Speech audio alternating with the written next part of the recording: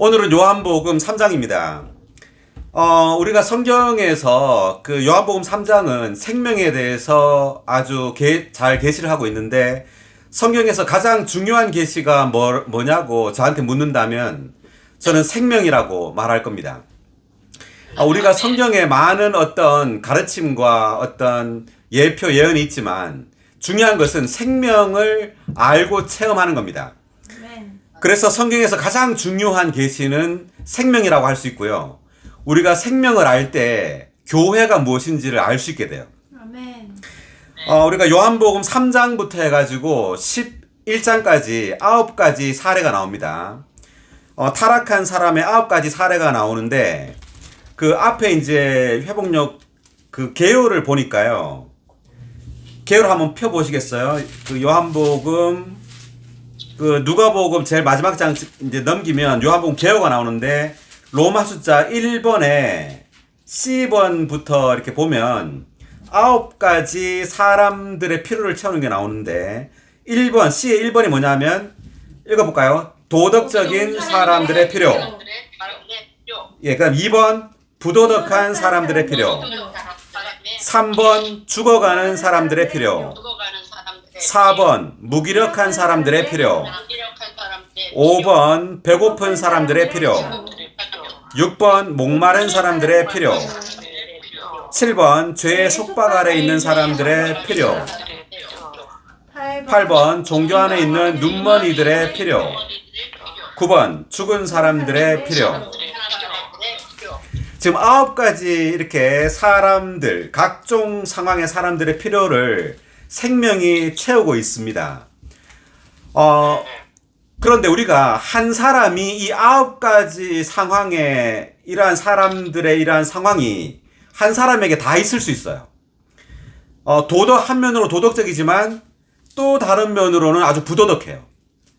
그리고 또 다른 면으로는 죽어가고 있고, 또 무기력할 수도 있고, 배고플 수도 있고, 목마르고, 또 죄의 속박 아래 있고, 눈멀고, 또 죽어 있고.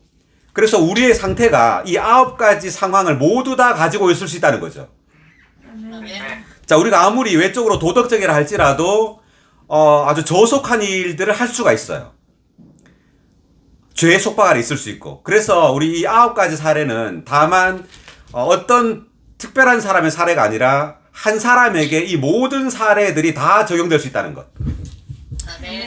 자, 요한복음 3장 우리 1절을 읽어보겠습니다.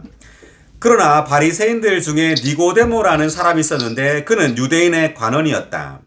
그러나 이렇게 나오는데, 이 그러나는 위에 23절을 보면요, 2장 23절을 보면 많은 사람이 예수님께서 행하신 표적들을 보고 그분의 이름을 믿었다.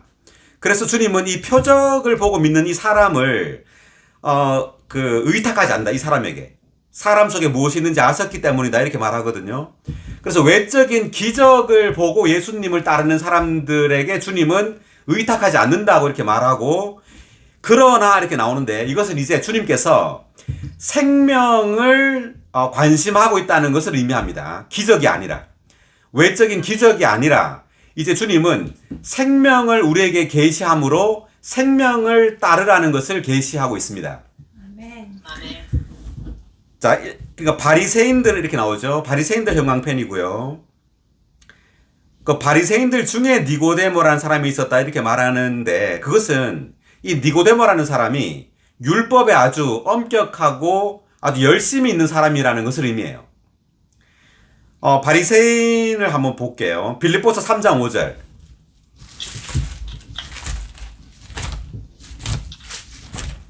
찾으신 분은 읽어주세요.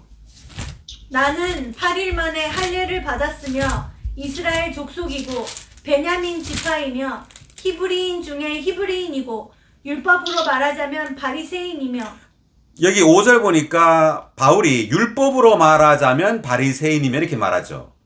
자, 이 말은 율법에 있어서 바울은 아주 엄격하고 아주 열심이었다는 것을 말하고 있습니다. 그래서 이 바울은 바리새인이었어요.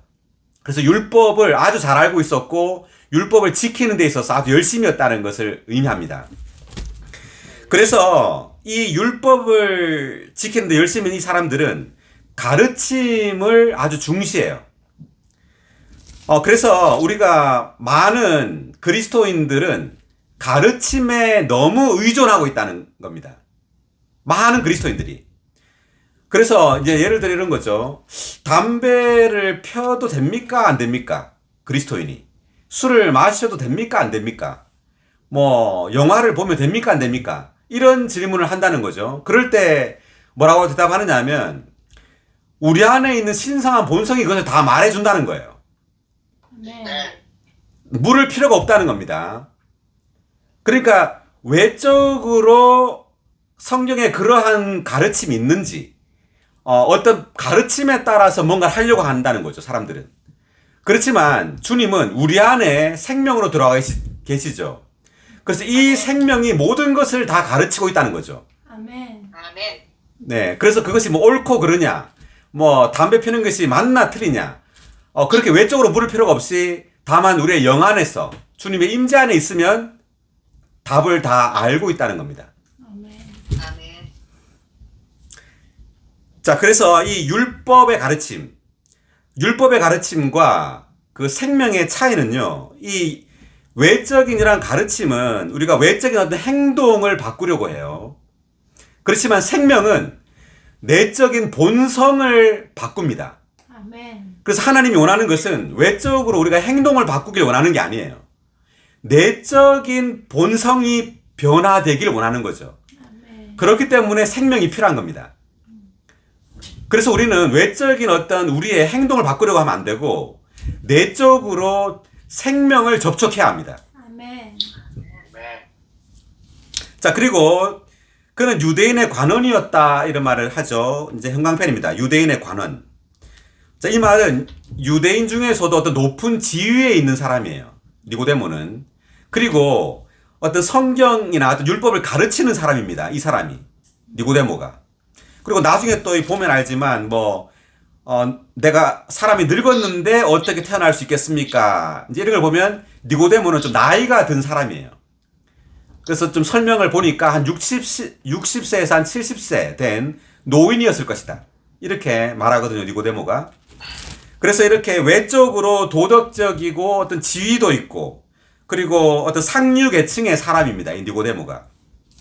자, 이 사람이 2절, 이 사람이 밤에 예수님께 와서 랍비님, 우리는 선생님께서 하나님에게서 오신 분이신 줄 압니다.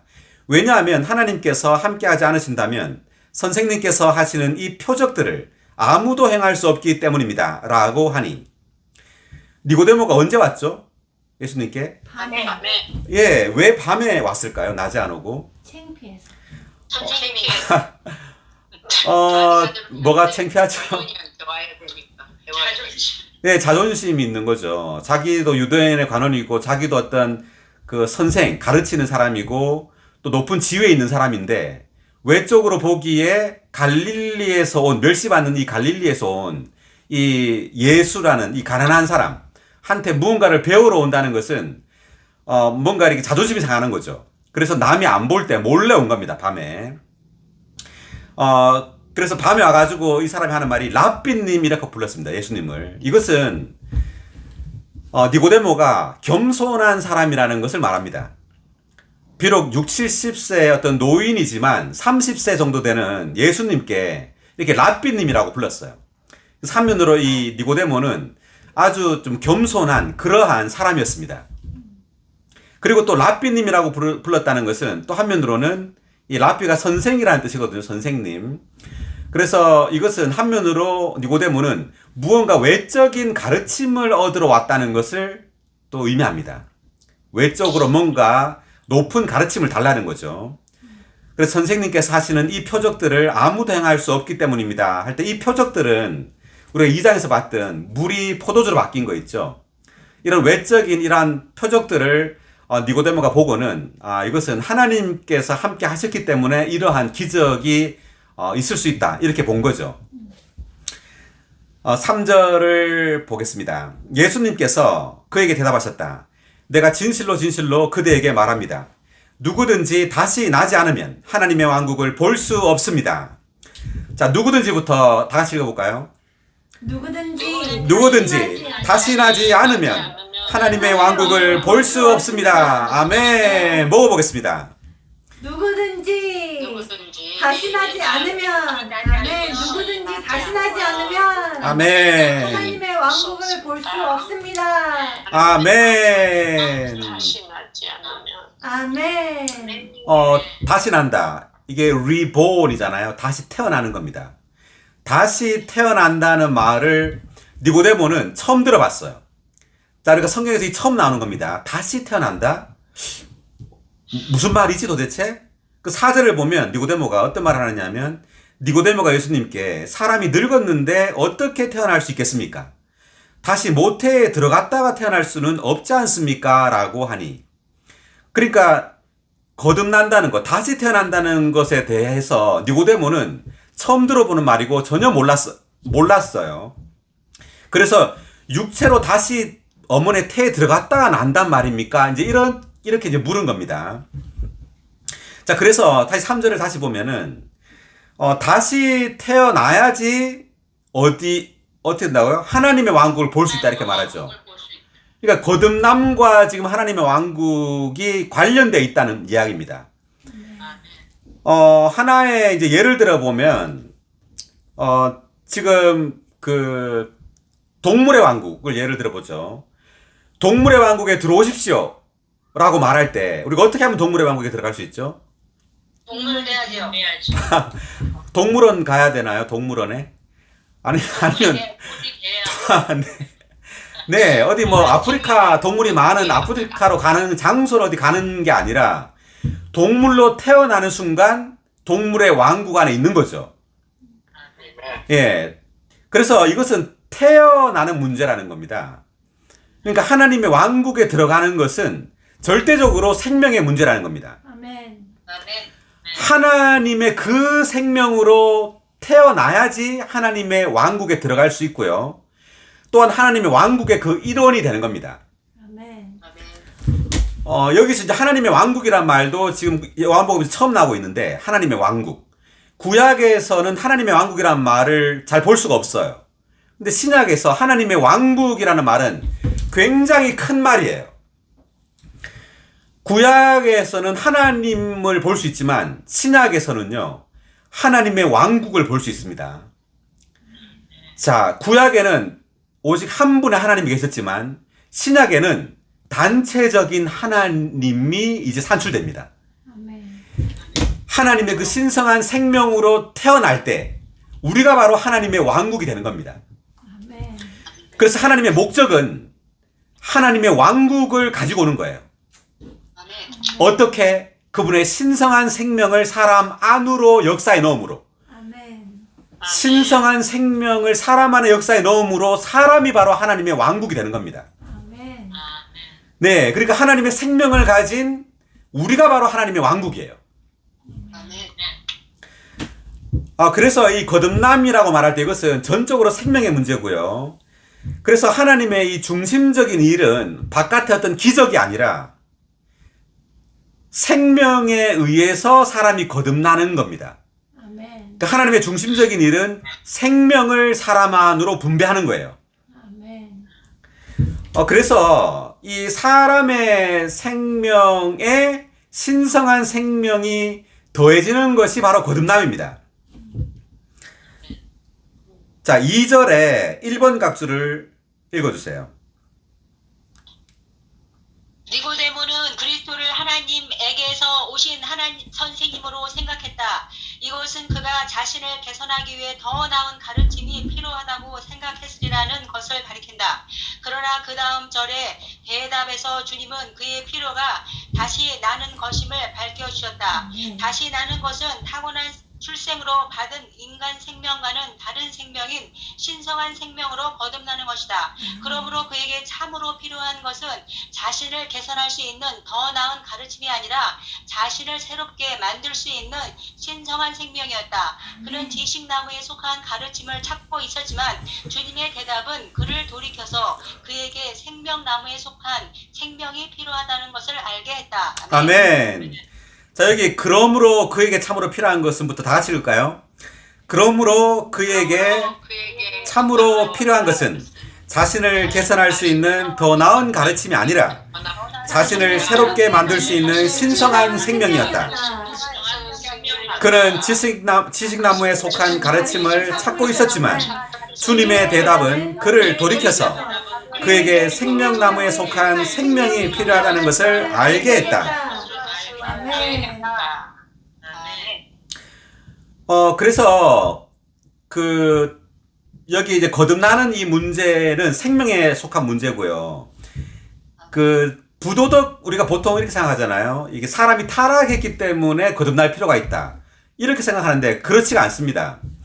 창세기에 아담이 타락하지 않았어도요. 아담은 생명나무를 먹어야지 거듭나는 겁니다.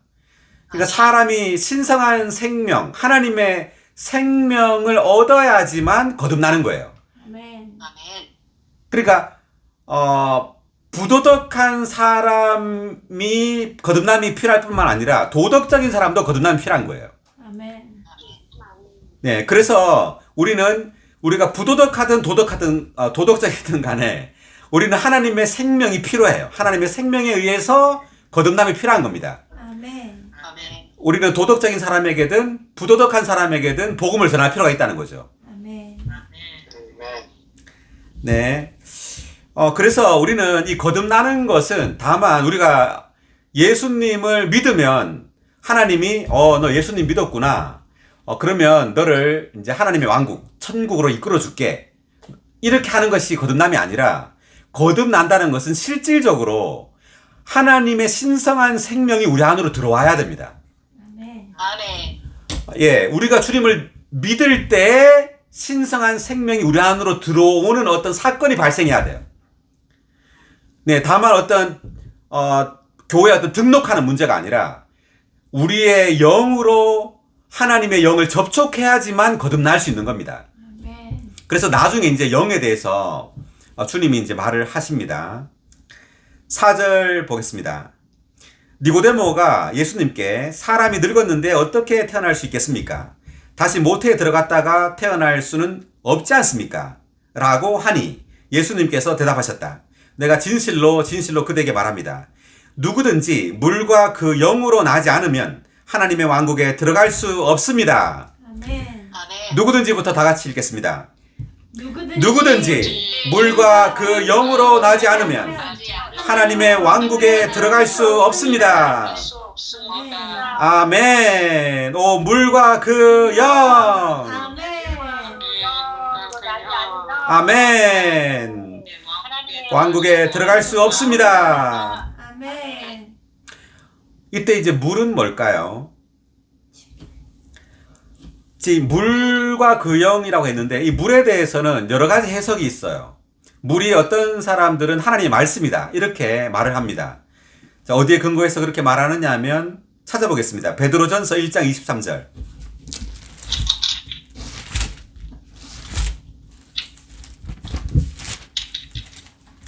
베드로전서 1장 23절.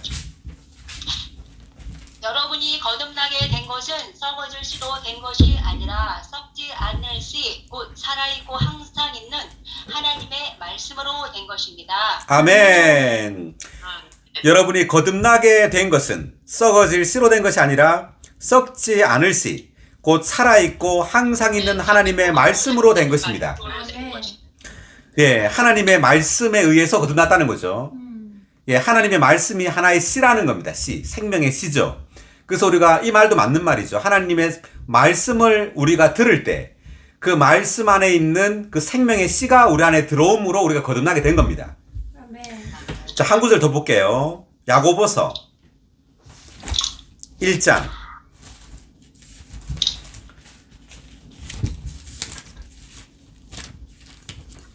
야고보서 1장 18절. 아버지께서 우리를 자신의 피조물 중에서 첫 열매가 되게 하시려는 목적에 따라 아멘. 네, 야고보서 말씀으로 우리를 낳으셨습니다. 아멘. 네, 아멘. 진리의 말씀으로 우리를 낳으셨습니다. 아멘. 그래서 우리가 복음을 전하는 거죠. 예, 복음 안에는 우리를 낳을 수 있는 그 생명이 있기 때문입니다. 그 신성한 생명이 이 진리의 말씀 안에 있기 때문에 우리가 거듭날 수 있는 거죠. 예, 다시 돌아와서 5절에 근데 이때 이제 물은 말씀을 가리키는 것이 아니라 이때 물은 침례 요한의 사역, 그러니까 침례자 요한의 사역을 가리킵니다. 여기 한번 각주를 읽어보겠습니다. 5회 1번 각주 읽어주세요. 5회 1번 각주. 물과 그 영이라는 이 말에 대하여 니고데모는 분명히 알고 있었을 것이고 어떠한 해석도 필요하지 않았을 것이다. 마태복음 3장 11절에서 침례자 요한도 바리새인들에게 이와 똑같은 말을 했으므로 바리새인들은 틀림없이 그 말을 충분히 이해하고 있었을 것이다. 이제 바리새인들 중 한 사람인 니고데모가 주님과 대화하고 있었는데 여기서 주님은 니고데모가 잘 아는 이런 말씀을 하셨다. 물은 침례자 요한의 사역의 중심적인 개념, 즉 옛 창조물에 속한 사람들을 종결시키는 것이다. 그 영은 예수님의 사역의 중심적인 개념, 즉 새 창조물 안에서 사람들을 발화시키는 것이다. 거듭남의 개념은 이 두 주요 개념으로 구성된다.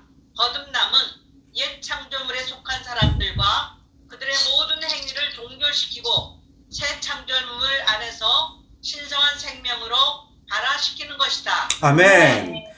예, 제일 마지막 센텐스 한번 읽어보겠습니다. 거듭남은부터 같이.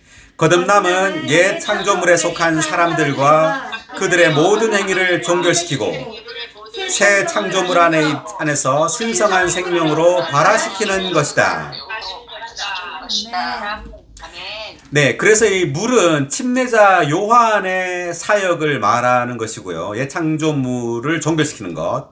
그리고 그 영은 예수님의 사역의 중심적인 개념. 그러니까 새 창조물 안에서 사람들을 발화시키는 것이라고 하는데 우리가 마태복음 3장 11절을 보겠습니다. 내가 진실로 그대에게 말합니다. 우리는 아는 것을 말하고 본 것을 잠깐만요. 마태복음입니다. 마태복음 3장 11절. 나는 여러분을 회개시키려고 물속에 침례를 주지만 내 뒤에 오시는 분은 나보다 더 능력이 많으시니 나는 그분의 신을 들고 다닐 자격도 없습니다. 그분은 직접 여러분을 성령 안에 그리고 불 속에 침례 주실 것이요. 아멘. 예, 여기에서 지금 침례자 요한이 7절에 보니까 바리새인들하고 사두개인들에게 하는 말입니다, 이게. 그래서 니고데모도 바리새인이었죠. 그래서 침례자 요한이 자기는 물속에 침례를 주지만 이제 예수님은 성령 안에 침례 준다 이렇게 말했던 겁니다. 그래서 바리새인이었던 니고데모도 이것을 알고 있었다는 거죠. 그래서 물과 그 영으로 나지 않으면 할 때 니고데모가 이 말을 알았던 것은 이 물이 바로 침례의 물이라는 것을 가리킨다는 거죠. 네. 자, 그리고 디도서 3장 5절.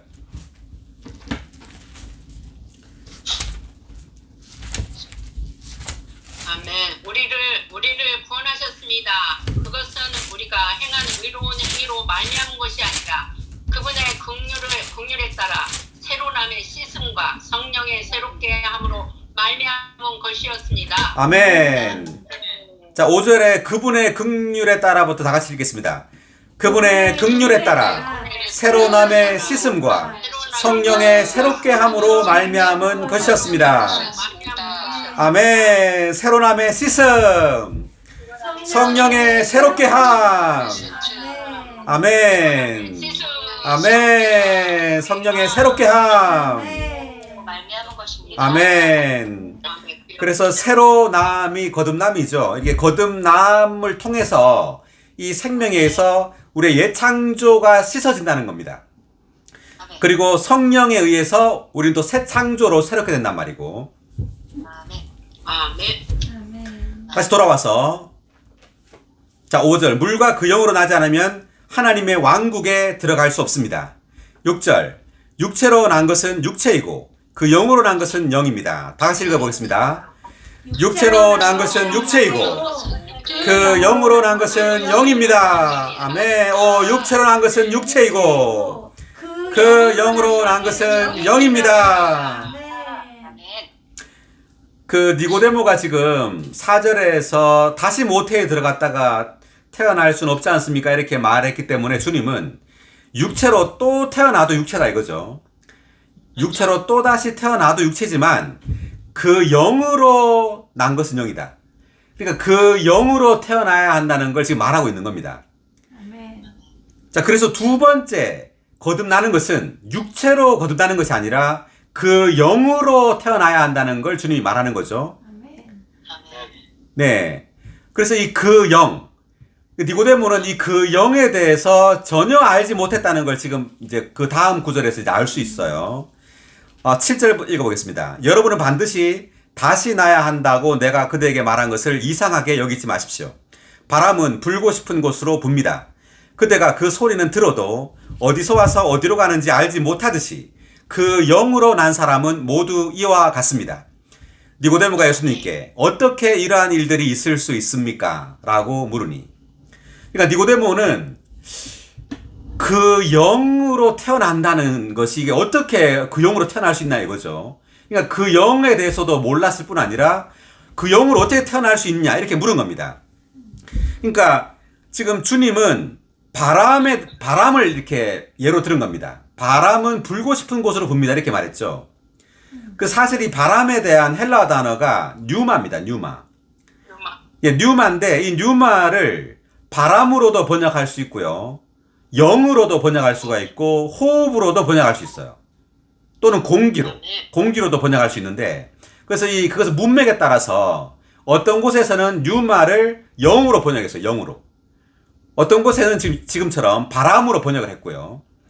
그래서 그 문맥에 따라서 뉴마를 이렇게 저렇게 번역을 하는데, 지금 이 바람이 불고 싶은 곳으로 붑니다 이렇게 말했는데, 이것은 그 영으로 태어난 그 영은 우리가 느낄 수는 있지만 논리적으로 어떤 이해하거나 설명할 수가 없다는 거예요. 그러니까 우리가 그 영을 체험할 수는 있죠. 체험할 수는 있는데 이걸 정확히 어떻게 설명할 수가 없어요. 이것은. 그래서 어려운 겁니다. 그래서 생명이 어려운 이유는 체험을 하지 않으면 아무리 설명을 해도 몰라요. 아멘. 성경을 한번 찾아보겠습니다. 성경을 찾기 전에 여기 보니까 6의 2번 각주 먼저 읽어보겠습니다. 6의 2번 각주 그 영.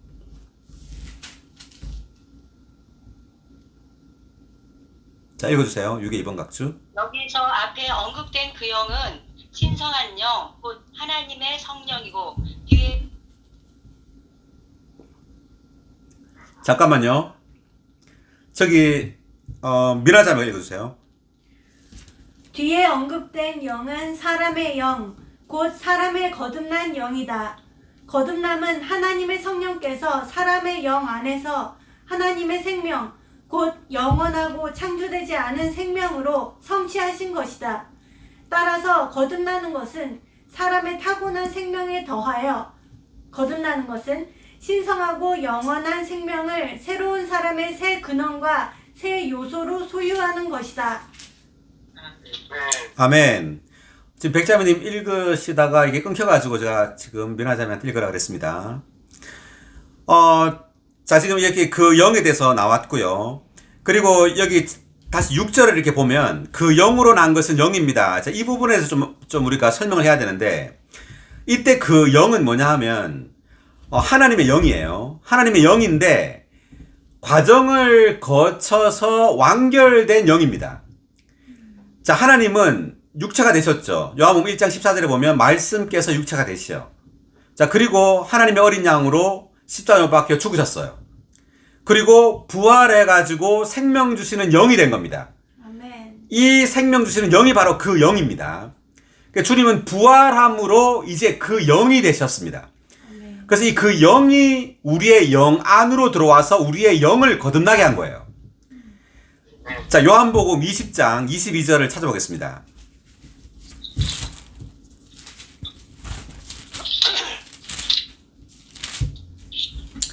예수님께서 이 말씀을 하신 후 그들 안으로 숨을 불어 넣으시며 말씀하셨다. 성령을 받으십시오. 아멘. 다 같이 22절 읽어볼까요?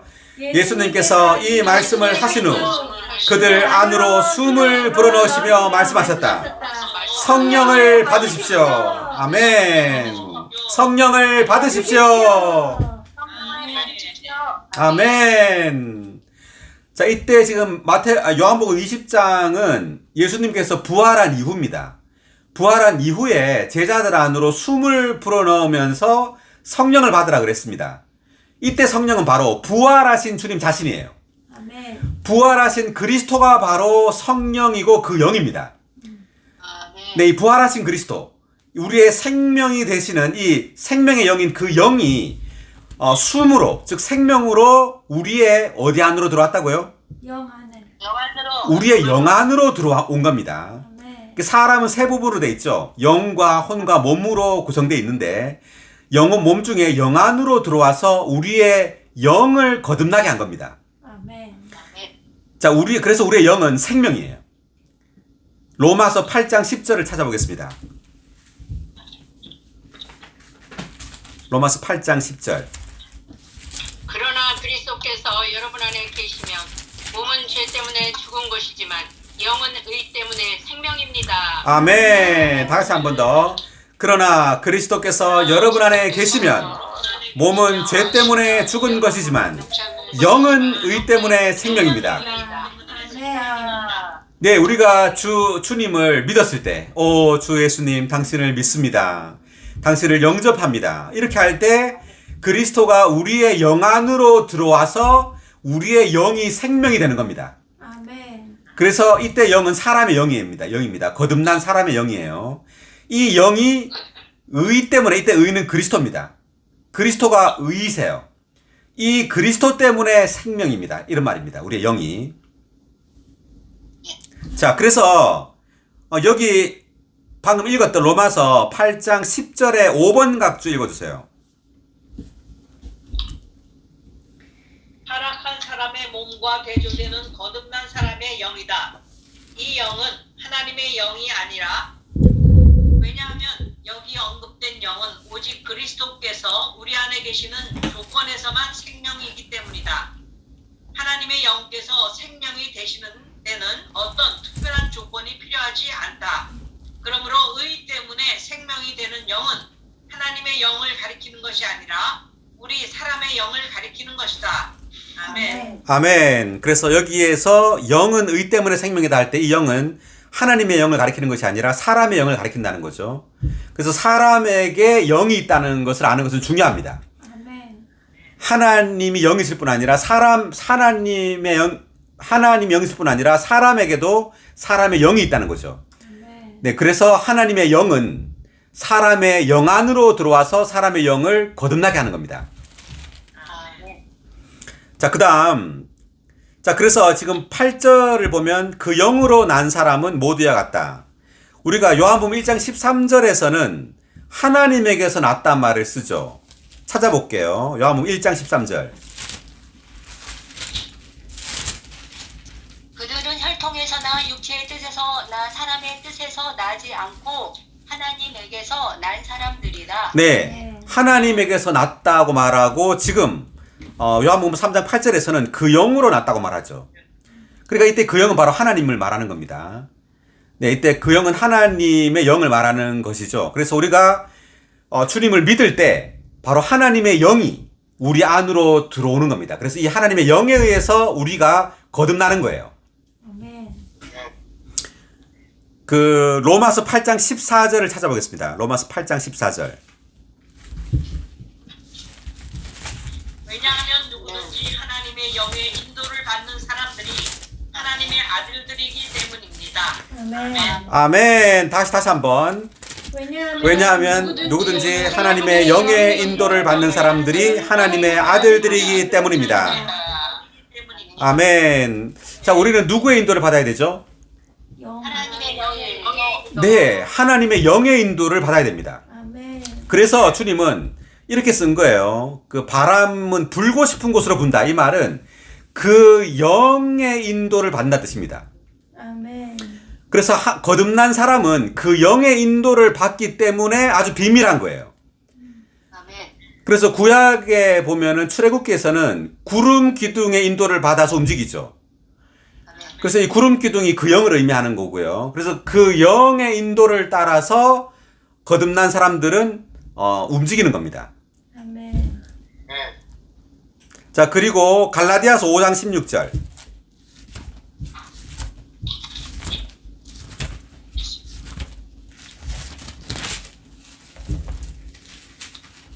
내가 말합니다. 그 영을 따라 행하십시오. 그러면 여러분은 결코 육체의 욕망을 채우지 않을 것입니다. 아멘. 다 같이 제가 말합니다. 그 영을 따라 행하십시오. 그러면 여러분은 결코 육체 욕망을 채우지 않을 것입니다. 육체의 욕망을 채우지 않을 것입니다. 아멘. 그 영을 따라 행하십시오. 아멘. 영을 따라 행하십시오. 그 영을 따라 행하십시오. 아멘. 영을 따라 행하십시오. 아멘. 우리가 신약에서요. 우리가 만약에 그 영을 알지 못하면 우리는 아무것도 모르는 거예요. 아멘. 구약에서는 율법을 지키는 거였잖아요. 율법을 알아야지만 우리는 하나님을 따라갈 수 있는데 신약은 율법을 지키는 게 아니라 그 영을 따르는 겁니다. 아멘. 네, 우리 안에 주님은 그 영으로 와 계시죠. 그래서 우리는 그 영의 움직임을 따라서 그 영의 인도를 따라서 살아야 되는데 만약 우리가 그 영을 따라 행하는 것을 알지 못한다면 우리 신약의 백성이 아니에요. 항상 외적인 어떤 가르침을 따라서 뭔가 하려고 할 겁니다.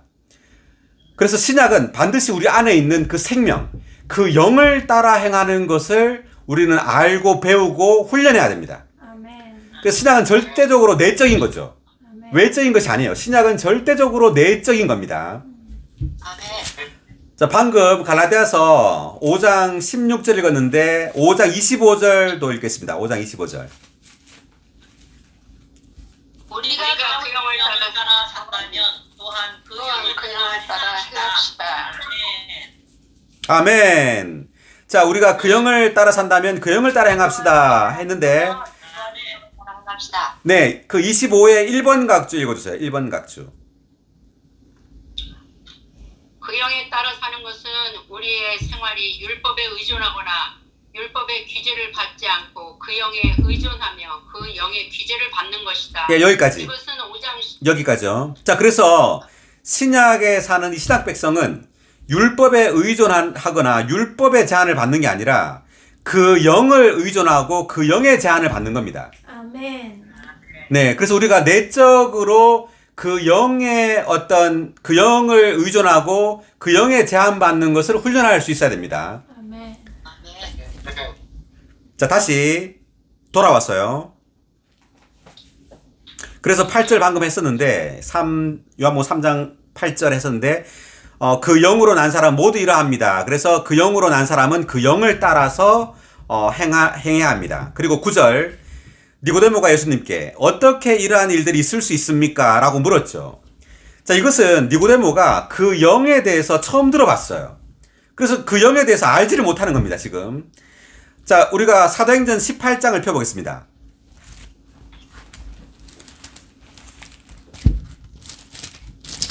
자, 사도행전 18장 24, 25절. 아볼로라는 유대인이 에베소에 왔는데 그는 알렉산드리아 태생으로 언변이 좋고 성경에 능통한 사람이었다.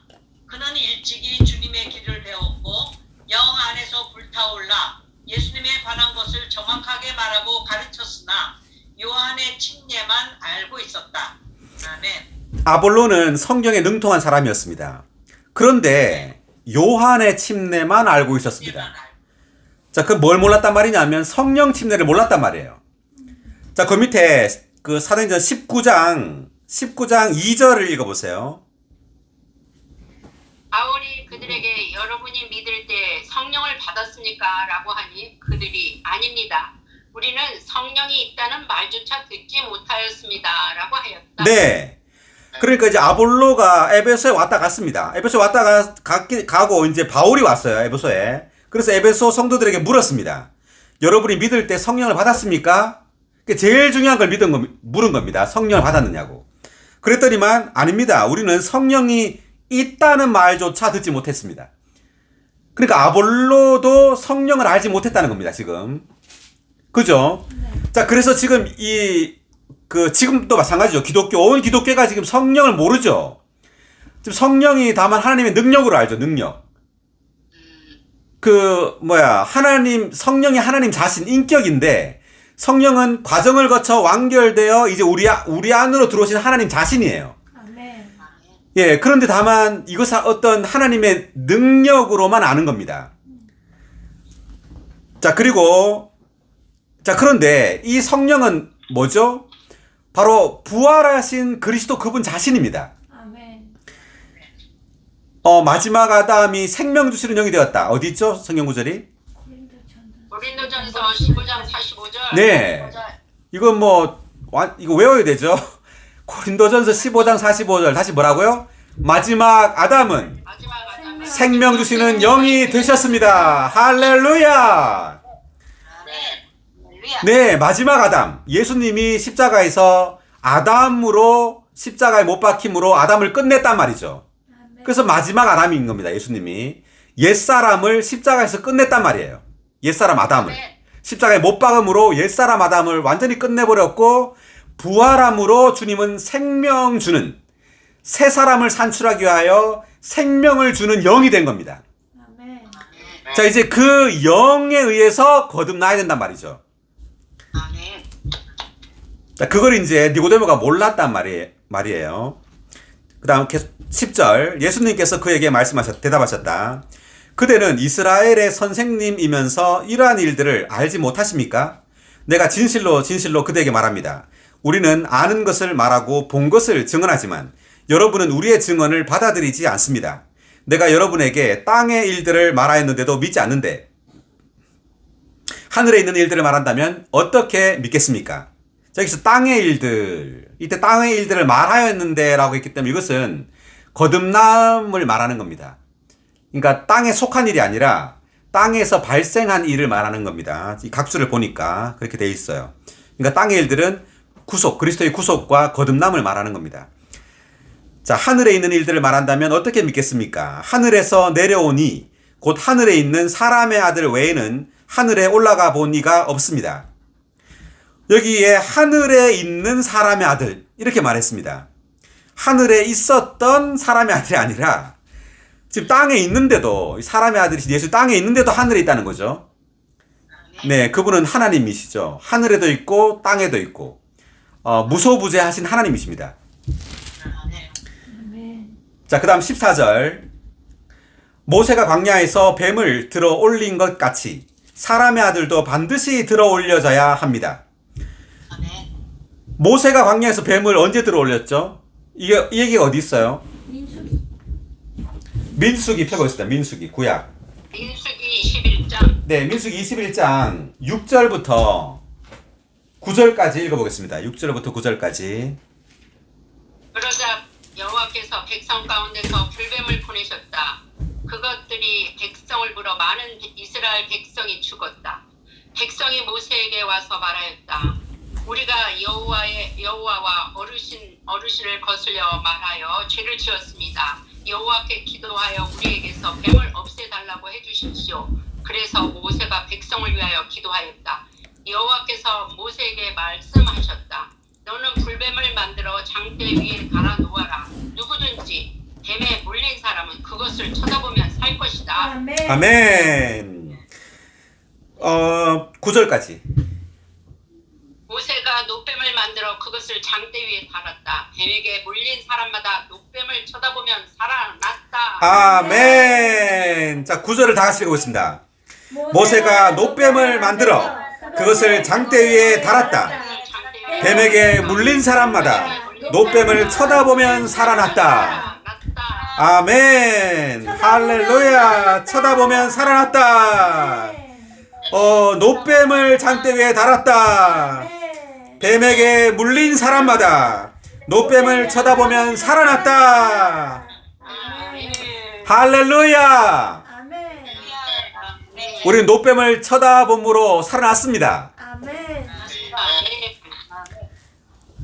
이 이야기는 지금 이스라엘 백성들이 광야에서 그 하나님께 불평을 했습니다. 모세하고. 그랬더니만 이제 여호와 하나님께서 불뱀을 보내셔서 백성들을 다 물었어요.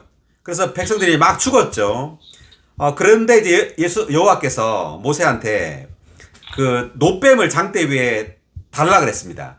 그래서 이 장대 위에 달았는데 이 장대 위에 달린 놋뱀을 쳐다보니까 이 뱀에 물린 사람들이 살아났죠. 이것은 매우 놀라운 그림입니다. 구약은 그림책인데 이 그림에서 보여주는 건 뭐냐면 모든 인류가 다 뱀에게 물렸어요. 아멘. 그렇습니다. 자, 성경에서 뱀은 뭘 상징하죠? 사탄. 사탄을 상징하죠. 뱀, 용 다 사탄입니다. 사탄을 상징하는데 모든 인류는 다 뱀, 사탄에게 물려가지고 다 죽어가고 있고 다 죽었어요. 아멘. 근데 이 살아나는 길이 뭐냐면요. 모세가 놋으로 뱀을 만든 거죠. 놋은 성경에서 뭘 상징하죠? 심판. 네, 심판입니다. 하나님의 심판을 상징합니다. 그래서 놋으로 뱀을 만들었다는 것은 뱀을 심판했단 말입니다. 아멘. 자, 그래서 놋뱀을 만든 장대는 뭘 상징할까요? 장대. 십자가. 십자가죠, 십자가. 십자가에 달리신 그리스도예요. 아멘. 그러니까 주님이 뱀의 형체로 십자가에 달리신 겁니다. 아멘. 근데 놋이라는 것은 그러니까 하나님의 심판을 받았는데 주님이 사탄의 형체를 가지고 십자가에서 하나님의 심판을 받은 거예요. 아멘. 네, 그래서 이제 뱀에 물린 사람들이 그 뱀을 쳐다봤다는 것은 뭘 의미하냐면요. 그리스도와 하나 되었다는 것을 의미합니다. 아멘. 자, 원래는 뱀에 물린 사람들이 죽어가고 있고 죽었기도 하지만 이 뱀에 물린 사람들은 뱀이 되었어요. 뱀. 사탄과 하나 된 겁니다. 아멘. 그래서 모든 인류는요, 사탄에게 물린 뱀들이에요. 사탄들입니다. 아멘. 다 마귀의 자녀들이에요. 그 요한복음에서 이렇게 말하죠. 마귀의 자녀라고. 자, 그래서 다 마귀의 자녀이기 때문에 다 하나님의 심판을 받아야 됩니다. 그런데 누가 대신 받았다고요? 그리스도. 네, 예수 그리스도께서 뱀으로서, 뱀의 형체로 우리를 대신해 하나님의 심판을 받은 겁니다. 아멘. 아멘. 그래서 우리가 예수를 볼 때 심판받으신 예수가 바로 내가 되어가지고 나와 연합해서 우리가 하나님의 심판을 받지 않고 영원한 생명을 얻게 되는 겁니다. 아멘. 네, 그래서 여기 지금 14절에 보니까 모세가 광야에서 뱀을 들어올렸는데, 그러니까 뱀에 물린 사람들을 구원하는 그 길은요, 그 모세는 율법을 대표하잖아요. 근데 이 모세조차도 사실은 율법을 높이는 게 아니에요. 그리스도를 높이는 겁니다. 아멘. 모세가 뱀을 들어올렸다는 것은 그리스도를 높이는 겁니다. 아멘. 구약조차도, 율법조차도 그리스도를 높이는 겁니다. 그리스도께로 향하게 하는 거예요. 아멘. 아멘. 그래서 구약이든 신약이든 모두 다 그리스도를 높이는 겁니다. 아멘. 네, 율법을 통해 구원을 못 받는 거예요. 아멘. 구약이든 신약이든 다 그리스도를 통해 구원받아야 됩니다. 아멘. 그래서 그 요한복음 3장 14절에서 그 뱀을 들어올린 것 같이 사람의 아들도 반드시 들어올려져야 합니다. 이렇게 돼 있죠. 그래서 이 사람의 아들이 뱀에 비유되고 있는 거죠. 모세에 비유되고 있는 게 아니라. 그러니까 사람의 아들은 예수 그리스도고 이 뱀은 바로 뱀의 형체로 죄의 육체 모양으로 십자가에 달리신 그리스도를 상징하는 거죠. 아멘. 그래서 요한복음 1장 29절에서는 주님은 하나님의 어린 양으로 계시되고 있습니다. 하나님의 어린 양으로 우리의 죄를 대신해서 십자가에 풀려 죽으신 분을 말하고요. 또 요한복음 1장 14절에서는 말씀께서 육체가 되시어 이렇게 말하므로 주님을 육체로 말했죠. 근데 지금 여기서는 주님을 뱀으로 말하는 겁니다. 뱀. 예, 왜? 모든 인류가 다 뱀이 되었기 때문에. 다 사탄화되었습니다. 네, 그래서 이 니고데모조차도 지금 외적으로 신사이고 외적으로 도덕적일지 모르지만 니고데모도 뱀이라는 말이에요. 사탄화되어 있는, 즉 사탄의 악한 본성으로 가득한 뱀이에요. 아멘. 그래서 니고데모에게 필요한 것은 어떤 가르침이 아니라 바로 신성한 생명입니다. 아멘. 자, 14의 1번 각주를 읽어주세요. 미나자매가. 3장은 거듭남을 다룬다. 거듭남은 한편으로 신성한 본성을 지닌 신성한 생명을 우리 안에 가져오고 다른 한편으로 우리 육체 안에 있는 사탄의 악한 본성을 종결시킨다. 아멘. 창세기 3장에서 뱀, 곧 사탄은 그의 본성을 사람의 육체 안에 주입했다. 이스라엘 자손들이 하나님을 거슬러 범죄했을 때 그들은 뱀에게 물렸다. 하나님은 모세에게 그들을 대신하여 하나님의 심판을 받을 놋뱀을 들어 올리라고 말씀하셨으며 그 놋뱀을 쳐다보는 사람마다 살리셨다. 그것은 예표였다. 여기 이 절에서 주 예수님은 그 예표를 그분 자신에게 적용하셨는데 이것은 주님께서 육체를 입고 계셨을 때 놋뱀의 모습과 같은 죄의 육체의 모양으로 계셨다는 것을 가리킨다. 놋뱀은 뱀의 모습은 갖고 있었지만 뱀의 독은 없었다. 아멘. 그리스도는 죄의 육체의 모양이 되셨지만 그분은 어떤 방식으로도 육체의 죄에 참여하지 않으셨다.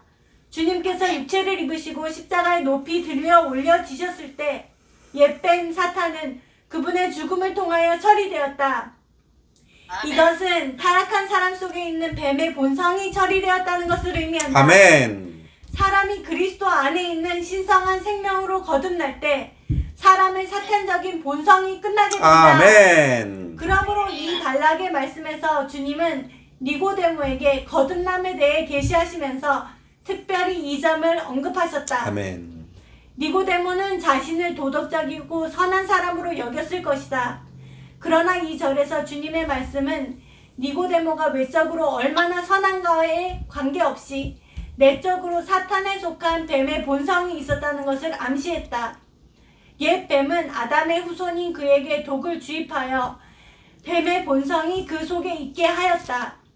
니고데모에게 필요한 것은 주님께서 하나님의 어린 양이 되시어 그의 죄를 없애실 뿐 아니라 뱀의 모습이 되시어 뱀의 본성을 십자가에서 처리하시고 아멘. 그에게 영원한 생명을 주시는 것이었다. 아멘. 요한복음 2장에서 세워진 원칙에 비추어 볼 때 이것은 죽음을 생명으로 바꾸는 것이다. 아멘. 할렐루야. 네. 아멘. 생명으로 바꾸는 것이다. 아멘.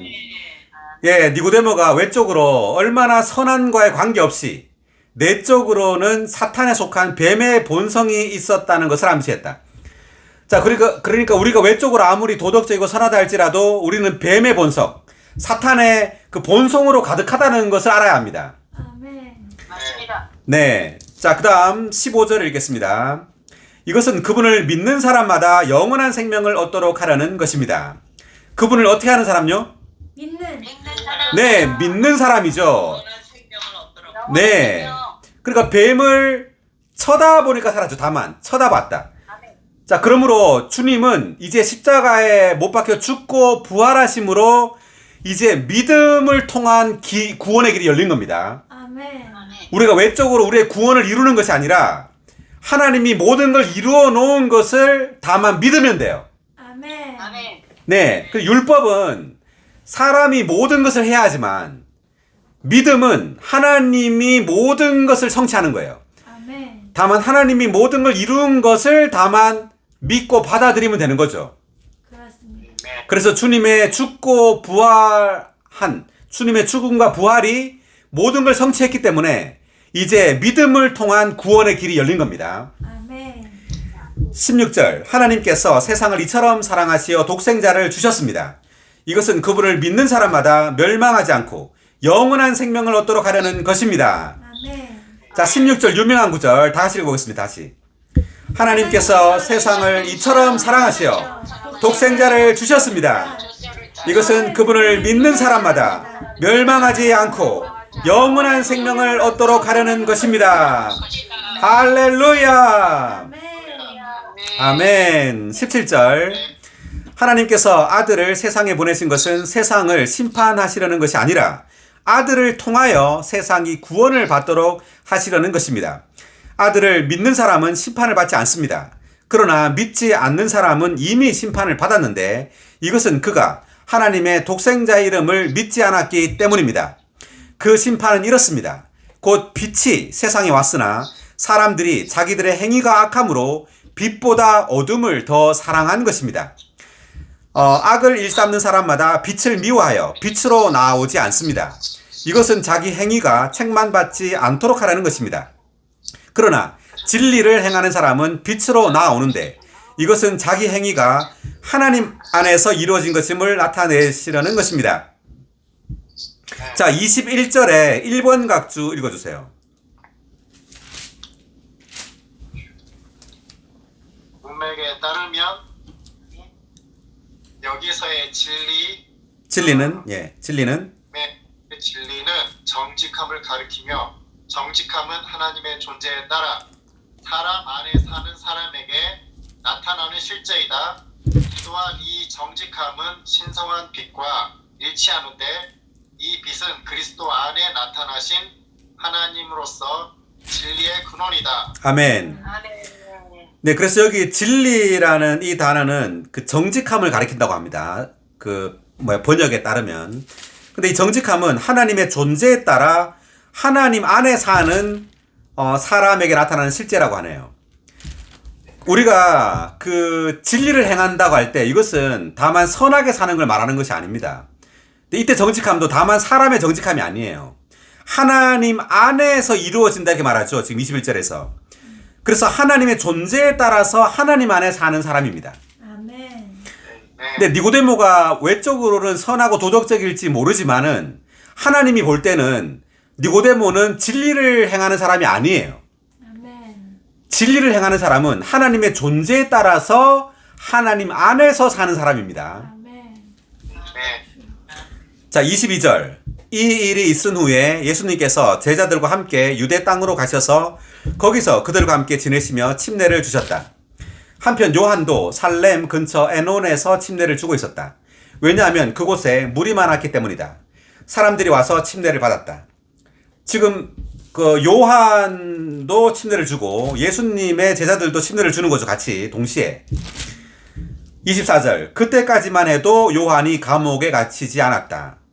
자, 여기 지금 24절의 어떤 뉘앙스는 뭐냐면 요한이 감옥에 갇히지 않았다. 이 말은 감옥에 갇혀야 되는데 아직까지는 안 갇혔다. 이런 어떤 분위기입니다. 왜냐하면 지금 예수님께서 오셨는데 요한이 여전히 침례를 주고 있으면 안 돼요. 아멘. 그 요한은 지금 무대에서 내려와야 되는 겁니다. 그러니까 침례자 요한은 자신을 따르는 어떤 추종자들, 군중들을 가지고 있었어요. 그래서 요한에게 침례 받으려고 하는 사람들이 있었고 요한을 따르는 사람들이 있었던 겁니다. 침례자 요한을. 그리고 또 예수님을 따르는 사람들이 있었던 거예요. 그러니까 요한은 이제 주님의 주권으로 요한은 나중에 감옥에 갇히게 됩니다. 헤롯에 의해서. 감옥에 갇혀서 죽죠. 감옥에서. 목배임을 당해 죽습니다. 그래서 여기서 이제 이 예수님이 왔기 때문에 이제는 우리는 다른 어떤 누군가를 따르면 되는 게 아니라 예수님만 따라야 돼요. 아멘. 요한의 사역은 끝나야 되는 겁니다. 아멘. 자, 25절.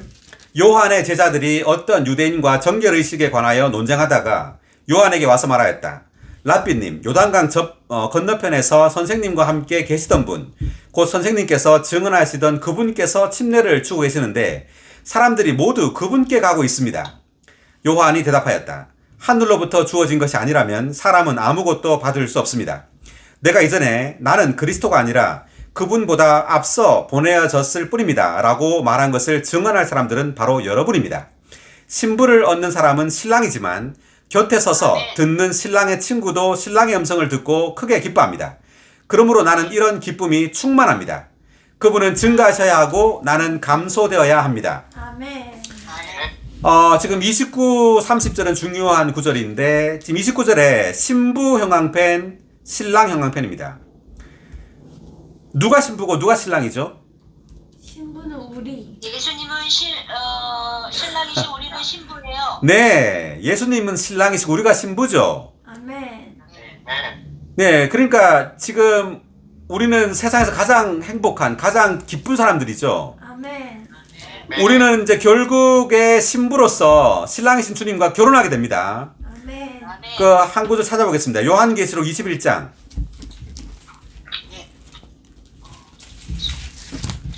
21장 2절. 아멘.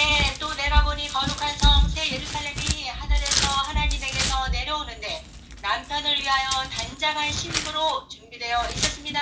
아멘. 다시 한번 다 같이. 또 내가 보니 거룩한 성 새 예루살렘이 하늘에서 하나님에게서 내려오는데 남편을 위하여 단장한 신부로 준비되어 있었습니다. 아멘. 그러니까 신부가 지금 여기서 누구죠? 새 예루살렘. 거룩한 성 새 예루살렘이죠. 네, 거룩한 성 새 예루살렘이 또 우리죠. 아멘. 아멘. 네, 결국 우리는 새 예루살렘이 되는데 이 새 예루살렘이 바로 신랑이신 주님과 결혼할 신부인 우리입니다. 아멘. 네, 그 요한계시록 21장 9절 10절을 읽어주세요. 9절 10절. 마지막 7재앙을 가득 담은 7 대접을 가진 7 천사 중 하나가 나에게 와서 말하였습니다. 이리 오십시오. 내가 신부 곧 어린 양의 아내를 보여드리겠습니다. 자, 이리 오십시오. 잠깐만요. 이리 오십시오. 내가 신부 곧 어린 양의 아내를 보여드리겠습니다. 이렇게 했죠. 네. 자, 이 어린 양은 바로 그리스도죠. 네. 자, 아내를 보여드리겠다고 해놓고 10절 읽어주세요. 내가 영안에 있는데 천사가 나를 데리고 크고 높은 산으로 올라가서 하늘에서 하나님에게서 내려오는 거룩한 성 새 예루살렘을 나에게 보여주셨습니다. 아멘. 자, 10절을 다 같이. 내가 영 안에 있는데 천사가 나를 데리고 크고 높은 산으로 올라가서 하늘에서 하나님에게서 내려오는 거룩한 성 새 예루살렘을 나에게 보여주었습니다. 나에게 보여주었습니다. 아멘. 자, 그래서 9절에서 신부 곧 어린 양의 아내를 보여드리겠습니다 해놓고는 거룩한 성 새 예루살렘을 보여줬죠. 네. 네, 그렇기 때문에 이 새 예루살렘이 곧 어린 양의 아내인 신부입니다. 아멘. 자, 우리가 곧 새 예루살렘이고 새 예루살렘이 곧 신부고 아내죠. 아멘. 아멘. 네, 우리는 영원토록 바로 그리스도의 신부, 그리스도의 아내가 되어서 영원토록 결혼 생활을 누릴 겁니다. 아멘. 할렐루야! 할렐루야. 아멘. 예, 이것이 우리의 운명입니다. 우리의 운명. 아멘. 놀랍습니다. 성경이 이렇게 결론 지어지는 겁니다. 네. 자, 다시 돌아와서 3장 30절 보니까 그분은 증가하셔야 하고 나는 감소되어야 합니다. 그래서 신랑과 이제 신부가 있는데 신부는 바로 신랑의 증가예요. 마치 그 하와가 아담의 증가이듯이. 네, 그래서 모든 인류는 아담의 증가입니다. 모든 인류는 아담의 증가인데 거듭난 이들은 그리스도의 증가예요. 아멘. 나는 감소돼야 합니다. 자, 이때 이제 침례자 요한은 이제 무대에서 내려와야 된단 말이에요. 그리고 우리의 또 천연적인 이란 생명은 또 감소해야 된다. 이런 뜻도 있습니다. 우리의 천연적인 생명이 감소되고 우리의 새로운 생명이 증가해야 되죠. 그리스도가 우리 안에서 증가해야 합니다. 아멘. 자, 31절. 위에서 오시는 분은 모든 것 위에 계십니다. 땅에서 난 사람은 땅에 속하여 땅에 속한 것을 말합니다. 하늘에서 오시는 분은 모든 것 위에 계십니다. 자, 31회 1번 각주 위에서 오시는 분 읽어주세요. 아멘. 31절부터 36절까지는 그리스도께서 한량없으시다는 것, 즉 무한하시다는 것을 우리에게 밝혀준다. 그리스도는 이와 같이 한량없으시고 무한하신 분으로서 위에서 오시고 또한 모든 것 위에 계신다. 아버지는 이미 모든 것을 그분께 맡기셨으며 그분은 한량없이 그 영을 분배하신다. 그러한 분은 3장 22절부터 30절까지 계시된 것과 같이 그분과 어울리는 신부가 될 우주적인 증가를 필요로 하신다. 이러한 한량없으신 분 안으로 믿어 들어가는 사람에게는 영원한 생명이 있지만 이러한 분께 순종하지 않는 사람은 하나님의 진노 아래에 있다. 아멘. 네. 자, 계속 읽어보겠습니다. 일단 32절. 그분께서 보시고 들으신 것을 증언하셨지만 아무도 그분의 증언을 받아들이지 않습니다. 그분의 증언을 받아들이는 사람은 하나님께서 참되시다는 것을 확증한 것입니다. 왜냐하면 하나님께서 보내신 그분은 하나님의 말씀을 하시며 또 그 영을 한량없이 주시기 때문입니다. 자, 34절을 다 같이 읽어보겠습니다. 왜냐하면 하나님께서 보내신 그분은 하나님의 말씀을 하시며 또 그 영을 한량없이 주시기 때문입니다. 아멘. 네, 그래서 하나님께서 보내신 그분 바로 그리스도인데 그분은 하나님의 말씀을 하십니다. 하나님의 말씀을 하시고 그 영을 한량없이 주신다는 거죠. 네, 그래서 우리가 부활하신 그리스도는 하나님의 말씀이세요. 레마의 말씀으로 우리에게 하나님의 말씀을 공급하세요. 그리고 그 영을 한량없이 주시죠. 그래서 빌립보서 1장 19절 보면 예수 그리스도의 영의 넘치는 공급으로 이런 말을 쓰죠. 네, 그래서 하나님의 말씀을 공급하시고 그 영을 한량없이 주심으로 우리를 그리스도의 증가인 그분의 신부가 되게 하는 겁니다. 자, 35절. 아버지께서 아들을 사랑하시어 모든 것을 아들의 손에 맡기셨으니 아들을 믿는 사람에게는 영원한 생명이 있으나 아들에게 순종하지 않는 사람은 생명을 보지 못하고 오히려 하나님의 진노가 그 사람 위에 머물러 있습니다. 아멘. 할렐루야. 자, 36절을 다 같이 읽어보겠습니다. 아들을 믿는 사람에게는 영원한 생명이 있으나 아들에게 순종하지 않는 사람은 생명을 보지 못하고 오히려 하나님의 진노가 그 사람 위에 머물러 있습니다. 아멘. 할렐루야. 네, 수고하셨습니다. 요한복음 3장 여기까지 하겠습니다. 네, 좀 길었죠.